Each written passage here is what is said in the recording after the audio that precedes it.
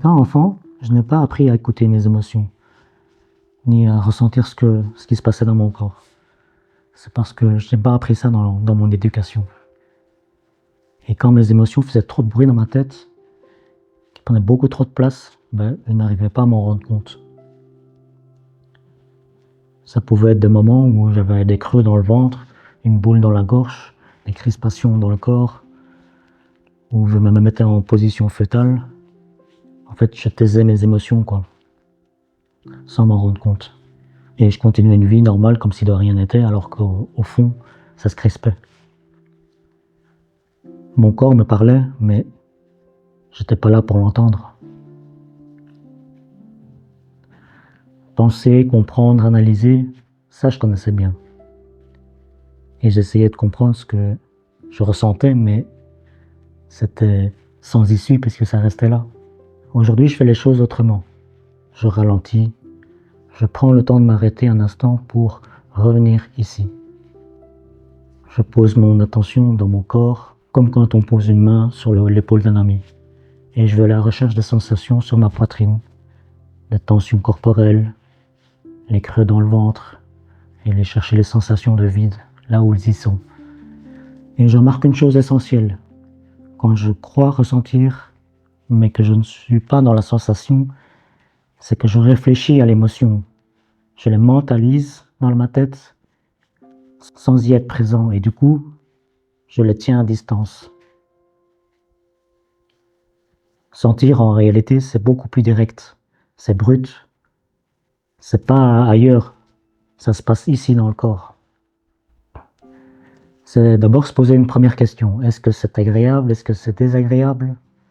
Et parfois une émotion se montre clairement, une colère qui monte, la tristesse qui s'alourdit, la peur qui crispe, la joie qui ouvre. Des fois, elles sont mélangées, confuses, impossibles à décrire. Or, il ne faut pas essayer de modifier l'émotion.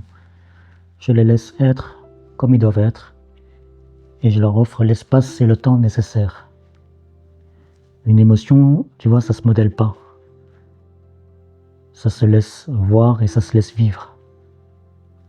C'est peut-être en toute conscience, en l'accompagnant avec la respiration, sans la fuir, sans la noyer, rester droit, les yeux droits devant l'émotion. Parfois, ça peut être inconscient, pendant qu'on dort, dans les moments de silence, et quand tout se relâche, l'émotion continue de vivre. C'est une pulsion intérieure, un rythme à suivre et une durée à respecter. Il y a un temps pour la ressentir et un temps pour en sortir. Il ne faut pas rester enfermé là-dedans dans une émotion.